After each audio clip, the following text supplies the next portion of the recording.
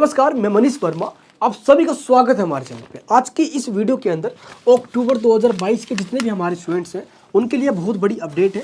Please and तक जरूर देखना, क्योंकि आज की इस नोटिफिकेशन के अंदर पिछले 3-4 दिनों से जो मीटिंग चल रही थी एनएस बोर्ड की, जिसमें काफ़ी बिजी थे हम, चैनल पर वीडियोज़ भी नहीं आ पा रही थी, वही चीज़ आपको बताने जा रहा हूँ मैं। अभी आपके जो मेन सब्जेक्ट है उनमें से 70% के आपके एग्ज़ाम्स खत्म हो चुके हैं। अभी 30% ऐसे सब्जेक्ट है जिनके एग्ज़ाम्स अभी रह रहे हैं। आंसर शीट का जो चेकिंग का जो काम होता है वो स्टार्ट भी हो चुका है। और यहीं से जो बात निकल कर आई है, क्योंकि पिछले जो दिनों जो मीटिंग हुई है उसके अंदर रिजल्ट और चेकिंग इन दोनों पे ही बात की गई है। एनएस बोर्ड के द्वारा कईयों को बुक्स भी नहीं दी गई। अब वो या तो यूट्यूब से या गूगल से, इंटरनेट से, जहाँ से भी उनको मिल जाए वो वहीं से पढ़ के चले जाते हैं। गाइड से या नोट से हम जितना हो सकता है उनकी हेल्प करते हैं। कुछ बच्चे तो भाई सेंटर पे अलग रूम में बैठकर चीटिंग करके अपना काम चला रहे हैं। लेकिन मुझे तकलीफ उन स्टूडेंट्स को देख के होती है जो अपनी मेहनत से एग्जाम दे रहे होते हैं, बस ये सोचकर कि कैसे भी करके बस वो क्वेश्चन का आंसर क्या था मुझे पता चल जाए और वो लिख के सिंपल अपने यहाँ से निकले, खत्म करे। लेकिन जब ऐसे स्टूडेंट का ध्यान उन स्टूडेंट्स पर जाता है जो अलग रूम में बैठकर फ़ोन से देखकर अलग रूम में ही बैठ के अपना लिखे जा रहे हैं, टीचर खुद उनका आंसर लिख के दे रहे हैं, पूरे आंसर शीट प्रोवाइड कर दे रहे हैं, लो भाई करो अपना, बस चंद पैसों के लिए। और उन बच्चों का क्या जो अपनी मेहनत से कर रहे हैं। मेरा यहाँ पे सिंपल ये कहना है कि ऐसे स्टूडेंट भी पास हो, लेकिन उन बच्चों का बिल्कुल ध्यान रखा जाए। और यही चीज़ एनएस की मीटिंग में कहा भी गया है। इस टाइम जो भी स्टूडेंट्स अपने जितने भी क्वेश्चन एग्जाम में आ रहे हैं उनको करके आ रहे हैं, तो 7 नंबर यानी कि 7 मार्क्स तक आपको ग्रेस मार्किंग दिया जा सकता है। लेकिन ध्यान रखना है उसमें आपके ज़्यादातर जो आंसर्स होंगे वो करेक्ट होने भी चाहिए। अगर 50% से ऊपर आपके आंसर्स करेक्ट हैं और मान लो कि आपने 1-2 नंबर वाले गलत कर भी दिए हैं, लेकिन जो हाई मार्क्स में आते हैं आपके 7 मार्क्स में, 8 मार्क्स में या 6 मार्क्स में, और उसमें आपने ठीक लिखा हुआ भी है, तो टीचर कहीं ना कहीं 1-2 नंबर थोड़ा ऊपर बढ़ा चढ़ा कर आपको देकर अगर आप फेल हो भी रहे होगे तो पास भी कर देंगे।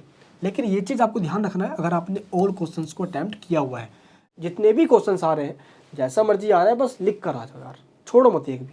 और ये चीज़ मैं इसलिए बता रहा हूँ क्योंकि आपकी जो कॉपी चेकिंग का जो प्रोसीजर है वो स्टार्ट हो गया है। इस पर भी अभी मैं आऊँगा, पहले आपको मैं ये समझा देता हूँ। और जो ऐसे स्टूडेंट्स हैं जो 3 क्वेश्चन या 5 क्वेश्चन के बीच में इसके अराउंड में छोड़कर वो आ जा रहे हैं, ऐसे स्टूडेंट्स को 3 से 4 नंबर पिछले बार भी दिया गया था, इस बार भी दिया जाएगा ग्रेस मार्किंग। बस ये चीज़ आपको ध्यान रखना है कि उसमें 50% तक आंसर ठीक हो। अगर इसमें ही ठीक नहीं है तो टीचर आपको कहाँ से मार्क्स दे पाएगा।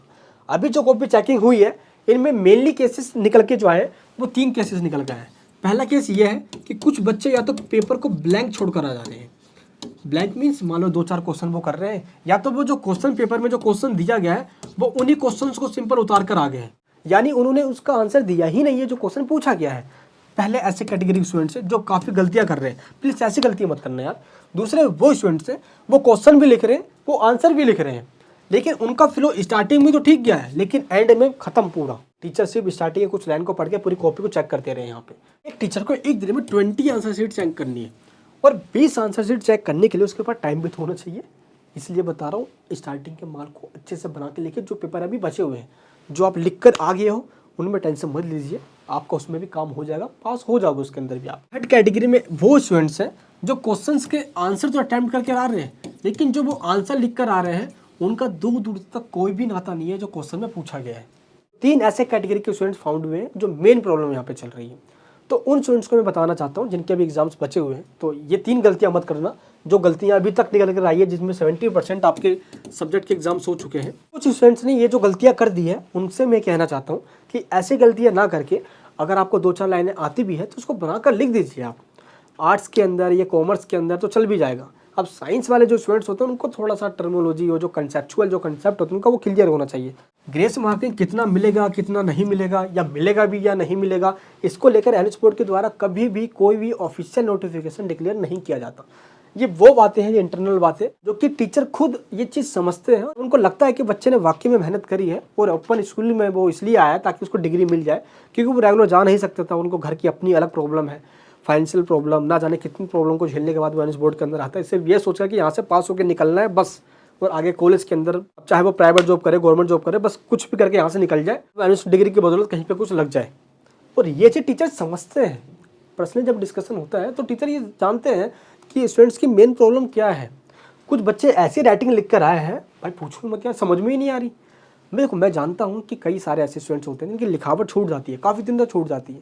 तो आपको ये मैटर अभी ध्यान रखना है। मैं आपको ये नहीं कहता कि आप बिल्कुल बना के लिखो, बिल्कुल सुंदर सुंदर राइटिंग लिखो।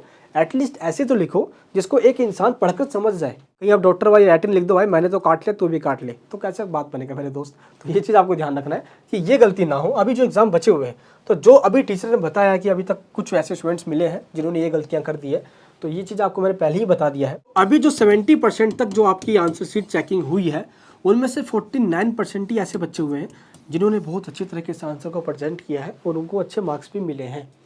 और अभी जो 30% जो आपका बचा हुआ है पेपर, उनमें जो अभी एग्जाम्स होंगे, वो ये डिपेंड करता है कि अभी जो मैंने आपको गलतियाँ बताई आप करते हो या नहीं करते हो। आपको जैसा भी आए आप बना के लिखिए, लेकिन ऐसा भी बना के मत लिखिए जो क्वेश्चन है पूछा ही नहीं गया आप वो लिख दीजिए। आप पूछा गया है मामा के बारे में, आप लिख रहे हो चाचा के बारे में, काम कैसे चलेगा यार। समझे मैं क्या कहना चाह रहा हूँ। तो थोड़ा बहुत बना के लिखिए, वहाँ पे टीचर समझते हैं यार आपकी प्रॉब्लम क्या है मेन, और ये चीज़ कंसिडर किया जाता है बोर्ड के अंदर। 2-4 नंबर तो एक्स्ट्रा मिल ही जाते हैं। जो एग्जाम देने जा रहे हैं, या तो उनको टाइम बहुत कम दिया जा रहा है, स्टार्टिंग में ही क्वेश्चन पेपर लेट दिया जाता है, और एंड टाइम पे जो एंड मोमेंट जो होता है आपका टाइमिंग जो क्वेश्चन पेपर लेने का, उससे पहले ही आपसे क्वेश्चन पेपर छीन लिया जाता है। ऐसे में स्टूडेंट्स अपने क्वेश्चन पेपर को कैसे अटेम्प्ट कर पाएंगे। जो कहा गया है कि फुल क्वेश्चन जो अटेम्प्ट करेगा उनको 5 से 7 नंबर तक एक्स्ट्रा मिल सकते हैं, तो कैसे मिलेगा इन बच्चों के लिए। टीचर जो कॉपी चेकिंग कर रहे हैं उनको ये चीज़ पता चल जाता है। मान लो आपने क्वेश्चन पेपर अटेम्प्ट किया और आपके जो स्टार्टिंग के जो क्वेश्चंस के जो आंसर है वो बहुत अच्छे से है। जब तक आपको टाइम दिया गया आपने सही से बनाकर भी लिखा है, जैसा भी लिखा फ्लो चार्ट करके यूज करके, टू द पॉइंट्स में भी आपने आंसर सही से लिखा है। लेकिन एक टाइम ऐसा आया कि आपके जो आंसर वो बीच में छुट्टे हुए मिल गए हैं। मान लो कि टाइमिंग मान लो 5 बजे का है और आपसे 3:30 बजे ही, या मान लो आपसे 4 बजे ही पेपर छीन लिया जाता है, तो उस टाइम पे जिस वर्ड पे आप लिख रहे थे उसी टाइम पे आंसर शीट आपसे छीन लिया गया। तो टीचर आपकी ये बातें समझ जाएगा कि अच्छा भाई इस बच्चे को टाइम ही नहीं दिया गया, वरना ये आंसर लिख देता। तो इसका बेनिफिट आपको ये मिलेगा कि टीचर वहाँ पे उस क्वेश्चन का आपको फुल टू फुल मार्क्स वहाँ पे दे देंगे, क्योंकि वो आपसे छीना गया था। मीटिंग के अंदर इससे बताया भी गया मैडम सरोज शर्मा जी को कि ये जो मेन जो प्रॉब्लम है इसको जल्द से जल्द सोल्व किया जाए। बाकी अक्टूबर एग्जाम्स के अंदर जिनके साथ भी ये प्रॉब्लम हुई है, जो डिजर्विंग कैंडिडेट है, जिनको लगता है कि उनके बहुत अच्छे मार्क्स आ सकते हैं, और इन सभी गलतियों की वजह से जो कि सेंटर पे लेट मिलने की वजह से जो नहीं आएंगे, ये चीज़ एनएस बोर्ड के अंदर कहा गया है। एग्जामिनेशन ब्रांच के जो चीफ हैं और जो कॉपी चेकिंग जो आपके करते हैं मेन, जिनकी कोऑर्डिनेशन में ये काम होता है, ये चीज़ वो समझेंगे और आपको वहाँ पे जहाँ पे लगता है कि आपको मार्क्स मिलने चाहिए वहाँ पे आपको मार्क्स जरूर दिया जाएगा। मैंने आपको जितने भी आपके एग्जाम बचे हुए हैं जैसे कि अकाउंटेंसी एंड बायोलॉजी, तो इंपॉर्टेंट क्वेश्चंस विद आंसर के वीडियोस डिस्क्रिप्शन में है, और मैंने आपको नोट्स भी दे दिया है, उनसे आप हेल्प लीजिए और अपने एग्जाम्स की अच्छे से और प्रिपरेशन कीजिए। बाकी दोस्त, मेरी दादी जी कहा करती थी कि इस दुनिया में सबसे जो पुण्य का काम है वो दूसरे की चेहरे पर मुस्कान ला देना, और मैं अपने इन सभी कामों से यही काम करना चाहता हूँ। आपके चेहरे पे मुस्कान आती है तो मेरे लिए सबसे बड़ी बात यही होगी, मेरी दादी की आत्मा को शांति मिलेगी। मैं मिलूंगा दोस्त आपसे नेक्स्ट वीडियो के अंदर। अपने प्यार वहीं बनाए रखना, और आप सबके उज्जवल भविष्य के लिए मैं प्रभु से ऐसे ही प्रार्थना करता हूँ। अक्टूबर 2022 एग्जाम्स के अंदर सभी स्टूडेंट्स को पास। मैं जानता हूँ कि कितनी प्रॉब्लम को आप झेलने के बाद एग्जाम सेंटर पे, इतने दूर दूर सेंटर एक तो दे देते हैं यार, ये आप इतने दूर सेंटर पे जाए, दिमाग ऐसे ख़राब होता है। एग्जाम लिखो, चीटिंग की मामला देख लेते हैं, ऐसे दिमाग ख़राब। इसके बावजूद भी आप एग्ज़ाम देने जा रहे हो और इतनी बड़ी तपस्या कर रहे हो बस इस 10th 12th को पास करने के लिए, और ये ऊपर वाला देख रहा है। टेंशन समझ लीजिए सभी बच्चे होंगे पास, बिल्कुल भी ना हो निराश। बढ़ा हुआ हाथ इस मनीष वर्मा के साथ, एनएस सरोज शर्मा जी और प्लस जितने भी एनएस बोर्ड के अधिकारी हैं, उन सभी से आज मेरी एक यही दरख्वास्त है कि सभी स्टूडेंट्स को पास किया जाए जो डिजर्विंग है। बाकी जिनके साथ दिक्कत है, और ये चीज़ अच्छे से फिल्टर किया जा सके, वरना ऐसे क्या होता है कि फिल्टर के चक्कर में जो बच्चे मेहनती है वही ना रह जाए। और ये चीज़ हमेशा एनएस बोर्ड के सामने में आप सभी की प्रॉब्लम रखता हूँ। आप सभी मुझे कमेंट बॉक्स में ये बताइए कि मेन प्रॉब्लम क्या है आपकी सेंटर्स पे, या अभी एग्जाम्स के अंदर आपको कौन कौन सी मेन प्रॉब्लम को फेस करना पड़ा है। जितना मैं जान पाया हूँ वो मैं एनएस बोर्ड की जो मीटिंग होती है उसके अंदर ये सारी बात मैं रख पाता हूँ, ताकि आपकी प्रॉब्लम जल्द से जल्द सॉल्व की जा सके।